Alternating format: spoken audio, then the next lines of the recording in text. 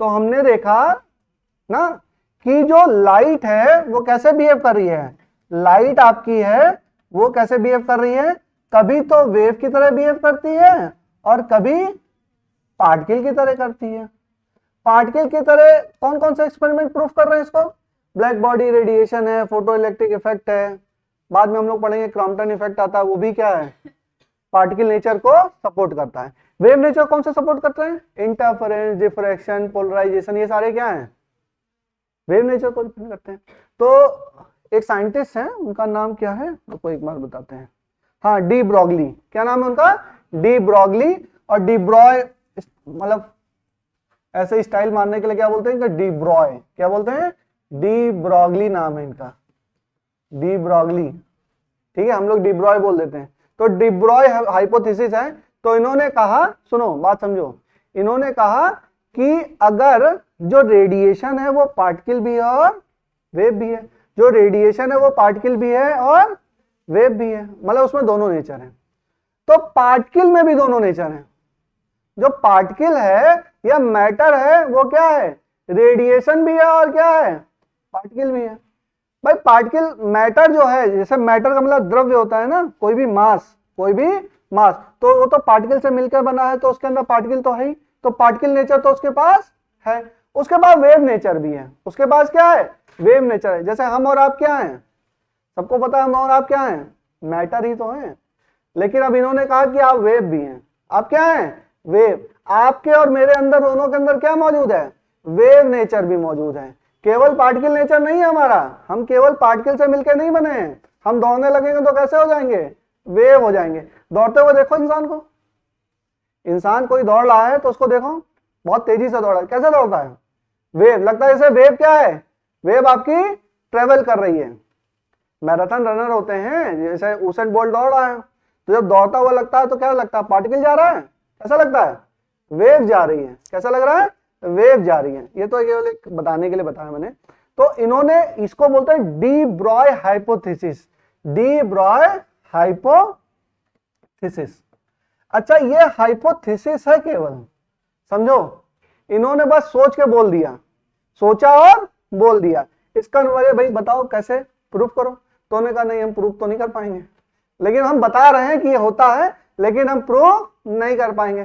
फिर इसके डेविडसन और क्या नाम है, एक नाम है, रुको याद दिलाना, हाँ नाम भूल जाता हूं मैं, Davidson and Germer, Davidson and Germer, J Thomson के लड़के थे ये, जे थॉमसन जिनसे किसका खोज की थी, इलेक्ट्रॉन की खोज की थी, हाँ तो उनके लड़के थे, पढ़ने वालों के बच्चे भी पढ़ने वाले होते हैं, तो उनके लड़के थे। उन्होंने क्या किया, डेविडसन एंड जर्मन ने इलेक्ट्रॉन के ऊपर इस एक्सपेरिमेंट को परफॉर्म किया, मतलब एक एक्सपेरिमेंट किया। तो उन्होंने देखा कि इलेक्ट्रॉन के अंदर क्या है, इलेक्ट्रॉन बच्चों पार्टिकल है कि वेव है, पार्टिकल है, क्या है, पार्टिकल है। लेकिन उन्होंने उसको प्रूव किया कि ये इलेक्ट्रॉन में क्या है, वेव नेचर है, कैसा है, वेव नेचर है। तो छोटे छोटे पार्टिकल के लिए वेव नेचर प्रूफ हो चुके हैं, लेकिन हमारे आपके लिए प्रूफ नहीं हुए हैं। हमारे आपके लिए भी हो सकता है आने वाले समय में प्रूफ हो जाए, लेकिन अभी प्रूफ नहीं है। लेकिन जिस भाई हम और आप मिलकर किससे बने हैं, या कोई भी सब्सटेंस किससे मिलकर बना है, इलेक्ट्रॉन प्रोटॉन से मिलकर ही तो बना है। तो जो बेसिक यूनिट ऑफ सब्सटेंस है उसके लिए ये जो हाइपोथेसिस है वो क्या हो गई, ट्रू हो गई। तो हमारा एटॉमिक लेवल पे ये सारी चीजें क्या है, ट्रू है, बड़े लेवल पे ट्रू नहीं है। क्यों नहीं ट्रू है ये भी बताऊंगा, ठीक है, आगे हम लोग चलते हैं। तो यही इन्होंने बताया, ठीक है, डी ब्रॉय साहब ने। तो डी ब्रॉय साहब ने एक्चुअल में क्या था, इनकी पीएचडी चल रही थी, जिन्होंने 5 साल रिसर्च किया, 5 साल रिसर्च करने के बाद एक कहानी कह दी, कुछ पढ़ा वड़ा होगा नहीं तो उठा के इन्होंने बोल दिया। जब नहीं पढ़ो तो क्या होता है, कहीं से छापा जाता है, ऐसे ही तो है। अब जो भी किया हो नहीं जानते। तो इन्होंने कहा कि ये हाइपोथेसिस, ये क्या है, ये जो वेव है, जो मैटर है, मैटर कैसे बिहेव कर रही है, पार्टिकल की तरह भी और वेव की तरह भी। और जब वेव की तरह बिहेव करती है तो उसको बोलते हैं मैटर वेव। क्या बोलते हैं उसको, मैटर वेव। तो फिर आगे कहानी है, चलो सुनो, लिख लो फिर तब बताते हैं। तो वेव नेचर ऑफ मैटर, आपने हेडिंग डाली वेव नेचर ऑफ मैटर। हाँ अच्छा एक बात इन्होंने और कही थी, हाँ भूल ही गया मैं बताना आपको। इन्होंने ये बोला था कि nature has a symmetry, nature है सिमेट्री। नेचर है सिमेट्री का क्या मतलब है, मतलब ये बड़ी अच्छी बात इन्होंने कही और इसके ऊपर आइंस्टीन साहब भी मान गए थे, कहे कि बहुत अच्छी बात है, नेचर है सिमेट्री। अगर रेडिएशन में पार्टिकल भी है और वेव भी है तो मैटर में भी क्या होगा, पार्टिकल और वेव होगा, पार्टिकल और वेव होगा। तो इन्होंने बस एक लाइन बोली कि क्या है, नेचर है सिमेट्री, और इसके ऊपर इनको पीएचडी अवार्ड हो गई इतने छोटी सी बात करने पर। हाइपोथेसिस है ये वो डेरिवेशन नहीं है, क्या है, हाइपोथेसिस, सोचा ऐसा होगा। अब उसको प्रूफ किसने किया, डेविडसन और जर्मन ने, ठीक है। चलो लिखो, तो de Broglie hypothesis, de Broglie hypothesis में लिखिए, he proposed that nature has symmetry, nature has symmetry, he proposed that nature has symmetry, that means matter जो है, matter can behave as a particle and wave, matter can behave as a particle and also as a wave. Matter कैसे behave कर रहा है, particle की तरह या wave की तरह। फिर एक लाइन लिखिए, every moving particle has a wave, every moving particle has a wave associated with it, every moving particle has a wave associated with it, every particle has a wave associated with it। मान लीजिए m मास का कोई particle है और v velocity से वो जा रहा है, v वेलोसिटी से वो जा रहा है, तो ये जो वेव होगी उसकी वेवलेंथ क्या होगी, wavelength of particle, wavelength of particle. इन्होंने डी ब्रॉगली ने क्या बोला, जो हर एक पार्टिकल कैसे बिहेव कर रहा है, वेव की तरह बिहेव कर रहा है। तो अगर मास m है, उसकी वेलोसिटी v है, तो इसका मोमेंटम क्या होगा, मोमेंटम p बराबर क्या, m v। तो इन्होंने बोला wavelength of the particle lambda बराबर h अपॉन p, लैम्डा बराबर h अपॉन p। अब देखो ये जो लैम्डा है या जो वेवलेंथ है इसी को बोलते हैं डी ब्रॉगली वेवलेंथ। क्या बोलते हैं, डी ब्रॉगलीज वेवलेंथ। अच्छा वेवलेंथ तो लिखा है आगे, ठीक है। अब देखो ये जो लैम्डा है ना बच्चों, लैम्डा ये क्या है, वेव। भाई लैम्डा तो वेव का ही आता है ना, लैम्डा वेव है। और ये देखो h अपॉन p, p मतलब mv, ये क्या है भाई, मोमेंटम, मास और वेलोसिटी किसके हैं, पार्टिकल के हैं। किसके हैं, particle, particle of mass m। अब बात समझिए, ये सिंगल इक्वेशन है जो वेव के पार्टिकल नेचर और वेव नेचर को क्या कर रही है, कंबाइन कर रही है। देखो लैम्डा, लैम्डा किसका, वेव का, और h अपॉन mv, mv क्या है, momentum, momentum of the particle. Mass है, v वेलोसिटी से दौड़ा, तो वो कैसे बिहेव करेगा, एज अ वेव। कैसे बिहेव करेगा, एज अ वेव। उसकी वेलोसिटी कितनी, उसकी वेलोसिटी कितनी, अरे उसकी वेवलेंथ कितनी, लैम्डा बराबर h अपॉन mv, ठीक है। अब आपका मास कुछ है, आपकी वेलोसिटी कुछ है, दौड़िए, तो आपकी वेवलेंथ कितनी हो जाएगी, निकाल सकते हैं आप निकाल सकते हैं, नहीं निकाल पाओगे, अभी निकालेंगे, चलो कोशिश करते हैं। हो गया बच्चों, अब देखो अपनी निकाल लूं क्या, चलो किसी की निकालते हैं। देखो मान लो कि मेरा वेट है लगभग कितना, 100 किलो, हाँ 100 किलो से ऊपर ही है, कम नहीं है। 10 मीटर पर सेकेंड की रफ्तार से ही दौड़ सकता हूं, ठीक है। मान लो मास कितना है, 100 kg, कोई पर्सन है, मैं नहीं हूं, कोई है, 100 kg है, और कितने रफ्तार से जा रहा है, 10 मीटर पर सेकेंड। तो उसके साथ वेव कितनी एसोसिएटेड होगी, ध्यान से समझिए बच्चों। लैम्डा कितना होगा बताओ, लैम्डा बराबर क्या क्या है सर? लैम्डा बराबर h अपॉन एम वी, निकालो जा। 6.6 इंटू 10 की पावर माइनस 34 अपॉन कितना 100 इंटू 10, ये जूल में था ना, जूल पर सेकेंड, ठीक है। तो लैम्डा किस में आएगा? मीटर में आएगा। कितना आएगा? आएगा 6.6 इंटू 10 की पावर 6.6 इंटू 10 की पावर माइनस 37। एंगस्ट्रॉम में बात करें तो आएगा 6.6 इंटू 10 की पावर माइनस 27 एंगस्ट्रॉन। बहुत बड़ी वेवलेंथ आ गई, बहुत बड़ी, बहुत छोटी, बहुत छोटी वेवलेंथ है तो हमको दिखाई देगी वेव? वेव हमको दिखाई नहीं देगी।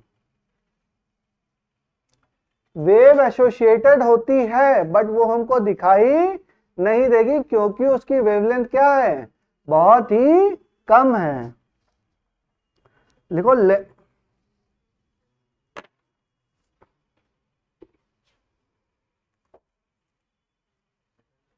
क्या क्या कंफ्यूजन?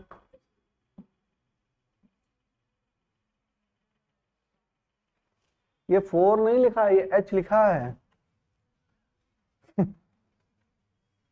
कभी कभी तो मैं अपनी हैंड राइटिंग में भूल जाता हूँ। चलो, कंफ्यूज तो नहीं हो रहे? अब तक आप लोगों को समझ में आ गया होगा, एडॉप्ट हो गए होंगे आप लोग। लिखा बेटा, हो गया? ठीक है। अब देखो इतनी छोटी वेवलेंथ है, 6.6 इंटू 10 की पावर माइनस 27 एंगस्ट्रॉन। एंगस्ट्रॉन में लिख दिया तो वेवलेंथ क्या है? बहुत ही छोटी। 2, 4, 10, 20 एंगस्ट्रॉन होती तो हम डिटेक्ट कर लेते। भाई हम जो वेवलेंथ देख रहे हैं बच्चों पूरे इलेक्ट्रोमैग्नेटिक स्पेक्ट्रम में, वो किस में देख रहे हैं? नैनोमीटर में या मैक्स टू मैक्स किस में?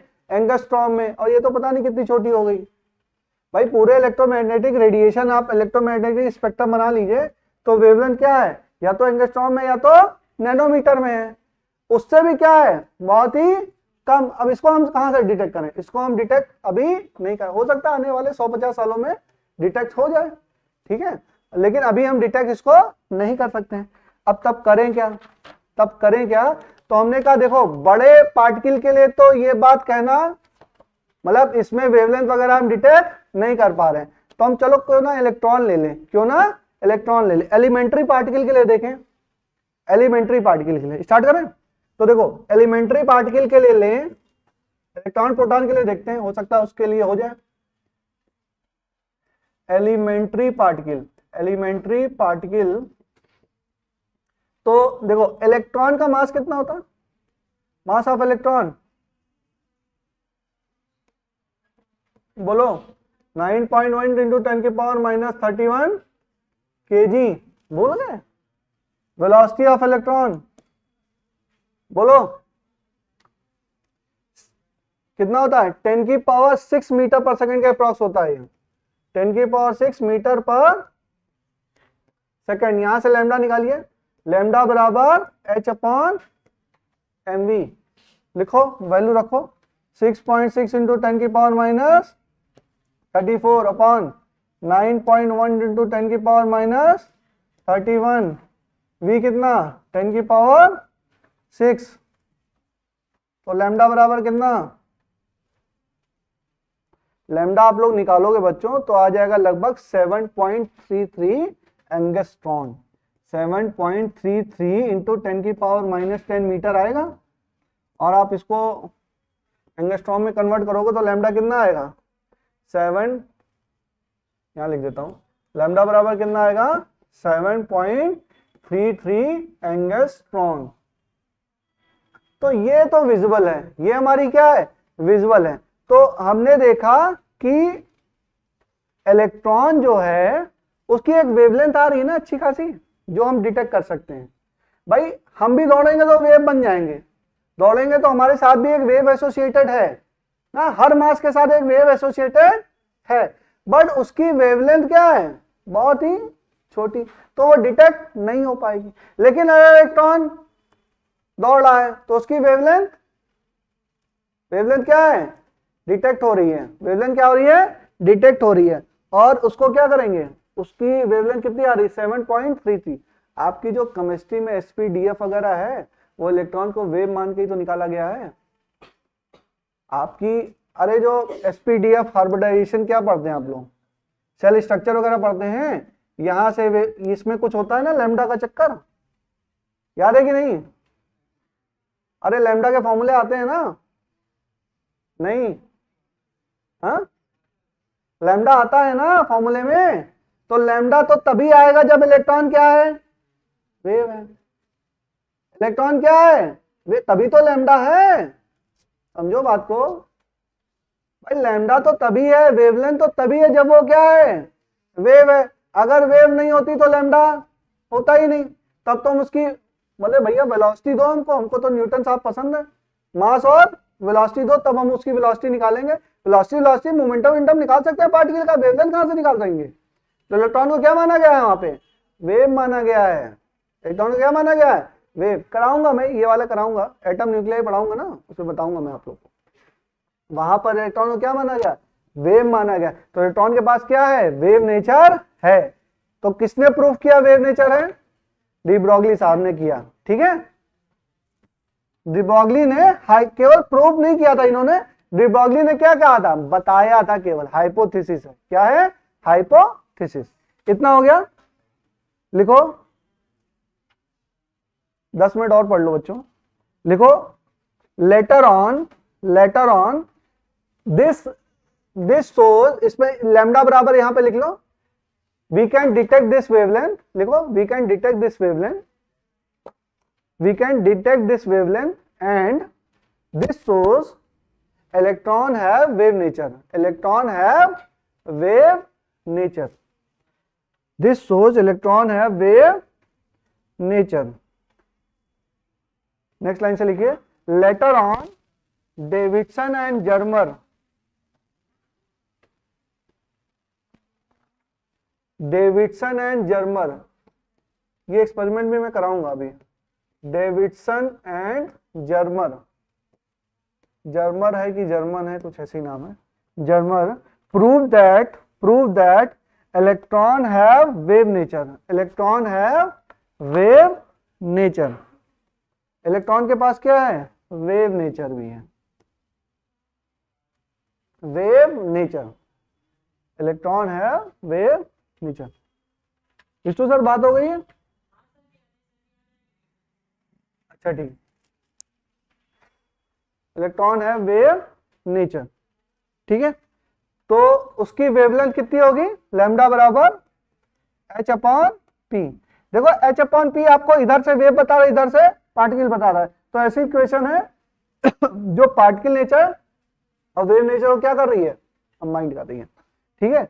और एक बात और लिख लो कि जो ये इक्वेशन है लैम्डा बराबर h अपॉन पी, ये आपकी क्या है, ये फोटोन के लिए भी वैलिड है। ये क्या है, फोटोन के लिए भी वैलिड है। This equation h upon p is valid for photon also. कैसे, अरे फोटोन में कराया था, मोमेंटम क्या होता है, p बराबर क्या होता है बच्चों, momentum of photon h upon lambda. तो ये क्या है, लैम्डा बराबर h अपॉन p। तो इक्वेशन क्या है, वही तो इक्वेशन है, कोई अलग है, वही तो है, घूम फिर के चली आई। लेकिन देखो ये जो था h अपॉन, बात थोड़ा थोड़ा समझिएगा, वेव आ रही थी, वेव को हमने क्या किया, पार्टिकल, मतलब यहां पर पार्टिकल था, वेव थी, उसको क्या कर दिया, पार्टिकल, और यहाँ पर पार्टिकल उसको क्या बनाया, वेव। तो दोनों क्या है, अपोजिट है। यहां पर वेव थी, उसको क्या बनाया, पार्टिकल, और यहां पर पार्टिकल था, उसकी क्या है, वेव।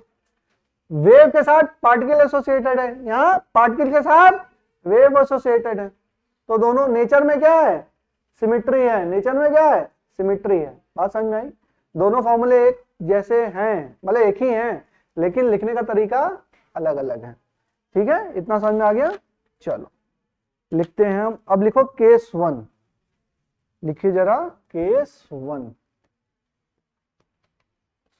केस 1 में क्या करेंगे हम लोग, लिखो in terms of kinetic energy.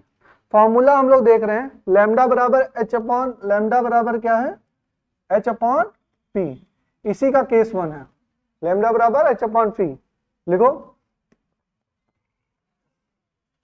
In terms of kinetic energy, in terms of kinetic energy. अगर मान लीजिए m मास है, v वेलोसिटी से जा रहा है, तो उसकी काइनेटिक एनर्जी क्या हो जाएगी, हाफ mv स्क्वायर। इसको हम लिख सकते हैं क्या, हाफ mv का स्क्वायर अपॉन m, तो क्या हो जाएगा 1/2 p square by m। p बराबर क्या, मोमेंटम बराबर m इंटू वी। अरे ये तो किया होगा काइनेमेटिक्स में, ठीक है। तो यहां से क्या हो जाएगा, काइनेटिक एनर्जी हो गई, ये क्या हो जाएगी, काइनेटिक एनर्जी। अच्छा काइनेटिक एनर्जी को अब मैं k लिख रहा हूं, पूरा काइनेटिक एनर्जी नहीं लिखूंगा, क्या लिखूंगा, k। तो k बराबर क्या, p स्क्वायर अपॉन 2m। तो यहां से p बराबर क्या, √2km। बात सही है, p बराबर √km। तो अब लैम्डा बराबर क्या हो जाएगा, h अपॉन √2km।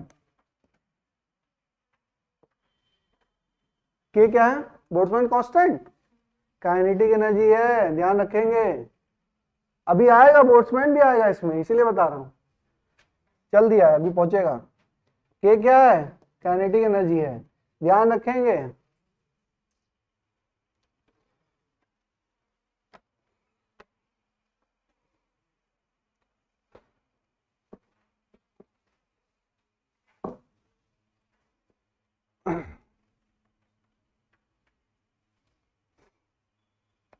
चलो एक क्वेश्चन करते हैं इस पे, लिखो एन इलेक्ट्रॉन, इसी पे केस 1 के ऊपर। केस 1 किसका देख रहे हैं, लैम्डा के फॉर्मूले हम देख रहे हैं, ठीक है, 3-4 केस देखेंगे हम लोग। तो एक फॉर्मूला हमने काइनेटिक एनर्जी के टर्म में विकसित किया, ठीक है। इस पे एक सवाल कर लेते हैं, लिखो, नोट कर लो, नोट कर लो।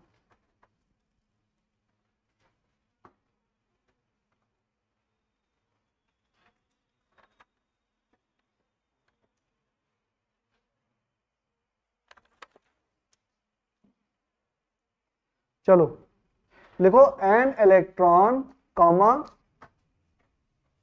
N alpha particle and a proton, an electron comma alpha particle comma a proton has same kinetic energy, has same kinetic energy, comma arrange them in order of, arrange them in order of decreasing de Broglie wavelength, arrange them in order of decreasing de Broglie wavelength, arrange them in order of decreasing de Broglie wavelength। चलिए बताइए,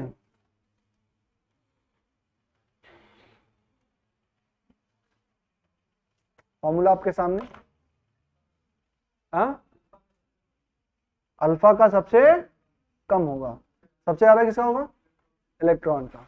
तो मैं बोलूंगा lambda e greater than lambda p greater than lambda alpha. इसमें आप ये formula देख लिया आपने, तो केस कराने का मतलब यही है, h अपॉन √2km, के सबके लिए क्या है, सेम, h और √2 क्या है, तो सेम ही है। तो लैम्डा प्रोपोर्शनल टू 1/√m, जिसका मास ज्यादा उसकी वेवलेंथ कम। मास सबसे ज्यादा किसका है, इलेक्ट्रॉन, प्रोटॉन और अल्फा पार्टिकल में, अल्फा पार्टिकल का मास सबसे ज्यादा, तो इसकी वेवलेंथ सबसे कम। उसके बाद किसका ज्यादा, प्रोटॉन का, तो ये सबसे कम किसका, इलेक्ट्रॉन का, तो उसकी वेवलेंथ क्या है, सबसे ज्यादा है। और जैसे जैसे मास बढ़ाते जाएंगे वेवलेंथ क्या हो जाएगी, कम।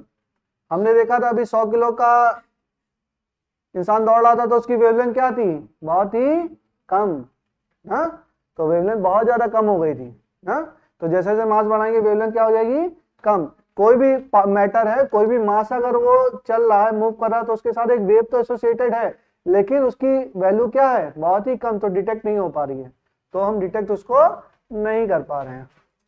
जिस दिन डिटेक्ट कर लेंगे उस दिन कुछ कर लेंगे। चलो एक क्वेश्चन और देखो, इन टर्म्स ऑफ केस 2 लिखो, केस 2, केस 2 लिखिए, केस 2, केस 2 कहता है इन terms of accelerating potential, in terms of accelerating potential, accelerating potential.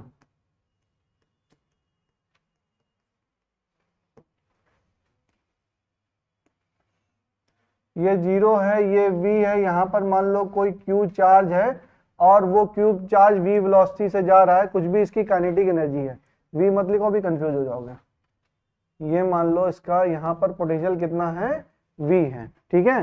तो एक बात बताइए कि इसका जो वर्क डन होगा, कुछ इसका कुछ q चार्ज है 0 से v, ये आपका मान लो यहाँ पर पोटेंशियल कितना है 0, यहाँ पे कितना है v, तो इलेक्ट्रोस्टैटिक फोर्स के अगेंस्ट में क्या करेगा, वर्क करेगा, कितना वर्क करेगा, q डेल्टा v, और वही क्या हो जाएगी इसकी मैक्सिमम काइनेटिक एनर्जी हो जाएगी, वो क्या हो जाएगी इसकी मैक्सिमम काइनेटिक एनर्जी, अब तो कराया था अभी।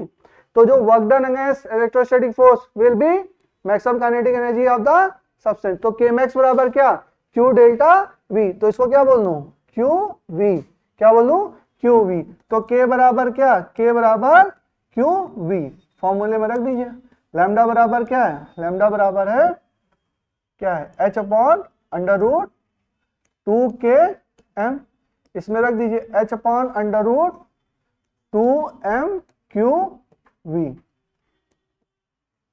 v क्या है, पोटेंशियल डिफरेंस जिससे हम क्या कर रहे हैं, इसको एक्सेलरेट कर रहे हैं, इसको क्या कर रहे हैं, एक्सेलरेट कर रहे हैं, ठीक है। दिस इज अनदर फॉर्मूला, लिख लो, वर्क डन बराबर q delta v, work done, अच्छा लिखो ऐसे लिखो, काइनेटिक एनर्जी बराबर, काइनेटिक एनर्जी बराबर work done against electrostatic force, electrostatic force. इसके बाद लिख लीजिए ऐसे, kmax बराबर q डेल्टा v बराबर दिस माइनस दिस, ठीक है।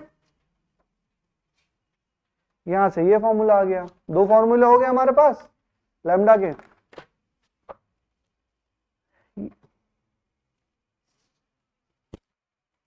ये बच्चों अभी याद ही करना पड़ेगा, अभी बहुत ज्यादा एक्सप्लेन नहीं कर पाऊंगा इसको मैं ना, इतना समझ लीजिए, इलेक्ट्रोस्टैट में पढ़ाऊंगा इसको।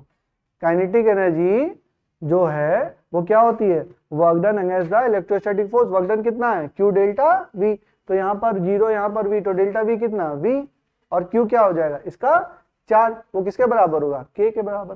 k क्या है, काइनेटिक एनर्जी, तो यहाँ जो k रख रहे हैं तो उसकी जगह क्या रख दूं मैं, qv रख दूं, क्या रख दूं, qv, ठीक है। ये समझो, कोई भी चार्ज अगर v पोटेंशियल उसको एक्सेलरेट करते हैं, कोई भी चार्ज अगर v पोटेंशियल तो उसको एक्सेलरेट करते हैं, उसकी काइनेटिक एनर्जी कितनी हो जाएगी, qv, कितना हो जाएगी, qv, ठीक है। k बराबर q इंटू v, हो गया इतना। अच्छा ये तो हो गया केस कहानी इस चीज की, ठीक है।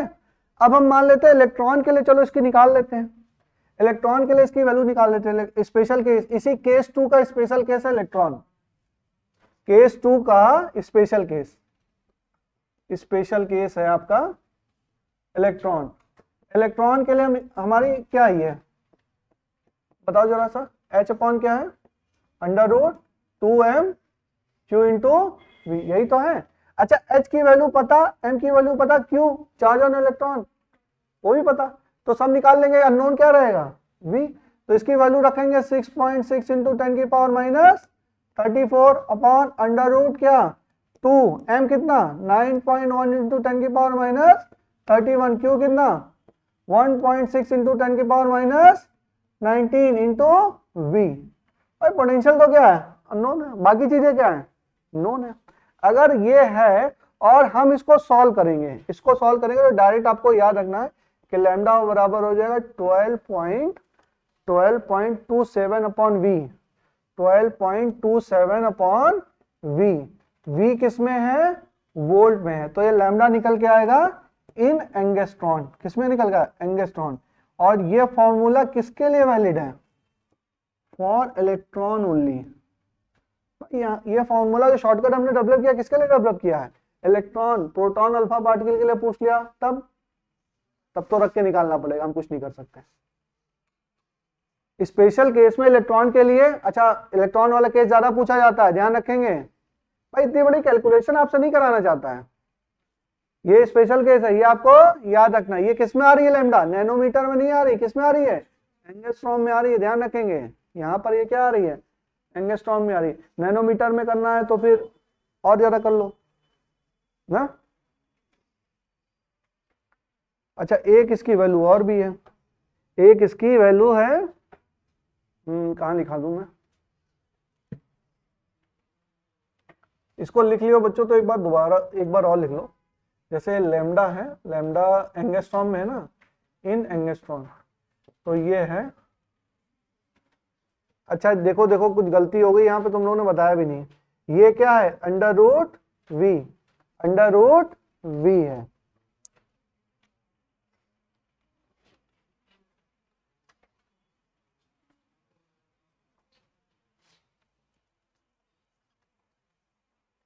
ठीक है, ये वैल्यू क्या हो रही है? 12.27 अपॉन अंडर रूट वी, या इसको कह सकते हो 150 अपॉन वी। क्या कह सकते हो? 150 अपॉन वी, ये भी कह सकते हैं। जरा 150 का अंडर रूट निकालो, कितना आ रहा है? 150 का अंडर रूट निकालो, आ रहा है क्या?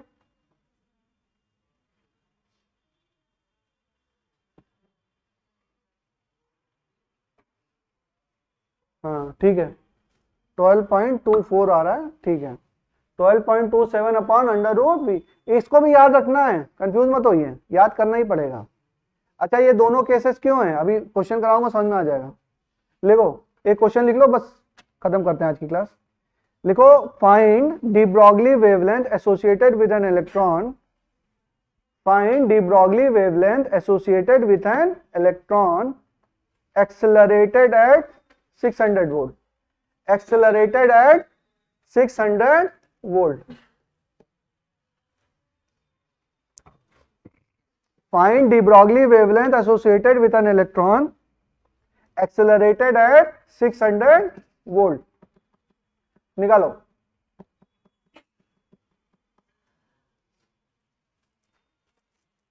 क्या हो गया?